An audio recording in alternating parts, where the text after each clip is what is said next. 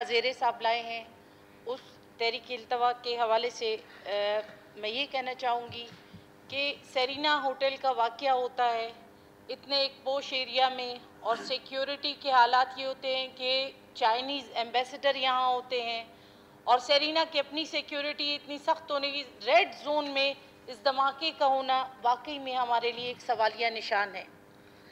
अगर मैं खालिक हज़ारा साहब की बात को थोड़ा सा सेकंड करूंगी और उसको लेके चलूंगी, क्या हमें उन मोरक़ात तक पहुंचना चाहिए कि इससे फ़ायदा किसको हुआ, क्योंकि बलूचिस्तान एक इनविजिबल वॉर की जद में है। इसको हमें सबको कबूल करना पड़ेगा।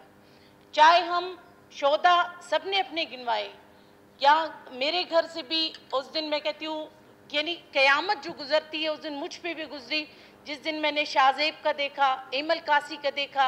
6 जून को एमल कासी की शादी हो रही है, घर वाले उसकी शादी की शॉपिंग में मसरूफ़ है और उसकी वापसी में लाश लाई जाती है। एक ऐसा अनदेखा जंग जिसमें हमारा बलूचिस्तान कई अरसे से, डेकेड से जो है ना पिस रहा है। आया इससे फ़ायदा किसको है? आया मुसलमान को मार रहा है, क्या ये फ़ायदा है? चाहे हम लश्कर जंगवी की बात करें, चाहे दाइश की बात करें, चाहे कहते हैं पहाड़ों पे बैठे नाराज़ बलोच हैं उनका हम नाम ले लेते हैं, किसी न किसी तरीके से हम अपने किए को छुपाने की कोशिश करते हैं। लेकिन हमें इस अनदेखे जंग में जो हमारी कीमती जाने जा रही हैं, हमें उसको देखना चाहिए। अब अगर वाहिद रहसानी की मैं अगर बात करूं, वो मेरा भतीजा है, वो मेरा भतीजा था। 2 दिन पहले मुझे फ़ोन करता है कि मेरा एडमिशन एमफिल में हो गया है, मैं अपनी सहाफ़त के साथ साथ अपनी तालीम जारी रखना चाह रहा हूँ, मैं आगे बढ़ना चाहता हूँ। एक सोच थी उसकी। एक दिन पहले जो वर्ड डिग्री कॉलेज के प्रोफेसर हैं हमारे रिलेटिव, उसकी तदफीन करके हम कोयटा पहुँचते हैं तो शाम में हमें ये न्यूज़ मिलती है कि वाहिद को एक स्नैचिंग के लिए, जनाब स्पीकर साहब, एक मोटरसाइकिल के लिए कोई 4 गोलियों से वार नहीं करता।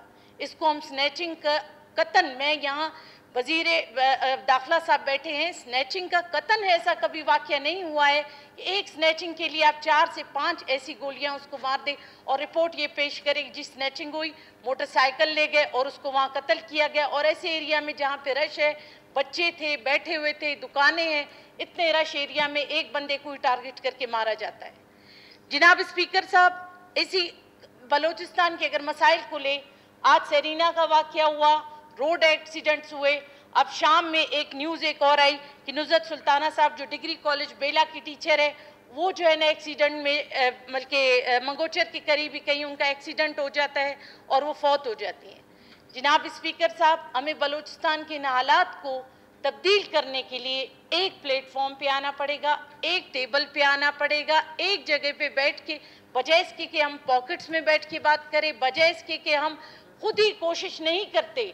जो लोग अगर हमारे इस स्ट्रीमलाइन इसमें आना भी चाहते हैं, उसके लिए हम बर्जा कोशिश करते हैं कि हम ऐसे लोगों को एक्टिव करते हैं कि आप ऐसे लोगों को लेके आए कि हम एक टेबल पे बैठ के बलूचिस्तान की इशू पे बात न कर सके, हम एक टेबल पे बैठ के बलूचिस्तान के हालात न बदल सके।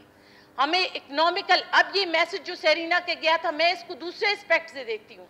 मैं ये देखती हूँ कि वो हम पे एक इल्ज़ाम भी आयद करने की कोशिश करें कि बलूचिस्तान के लोग तरक्की नहीं चाहते।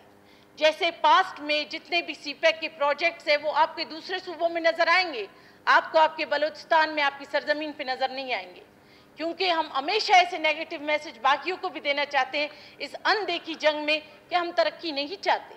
हम तरक्की चाहते हैं, हम अपने लोगों की खुशहाली चाहते हैं, हम अपने बच्चों को तालीम याफ्ता करना चाहते हैं, हम हेल्थ के हवाले से उनको और फैसिलिटेट करना चाहते हैं। लेकिन इस अनदेखी जंग में जो हमारा नुकसान है, इसके बिल्कुल इंतहाई निटी-ग्रिटीज़ तक जाना पड़ेगा और हमें हक़ाइक़ तक पहुँचना पड़ेगा। छोटी रिपोर्ट्स, मामूली रिपोर्ट्स इनका अज़ाला नहीं पूरा कर सकते। Thank you. शुक्रिया मैडम।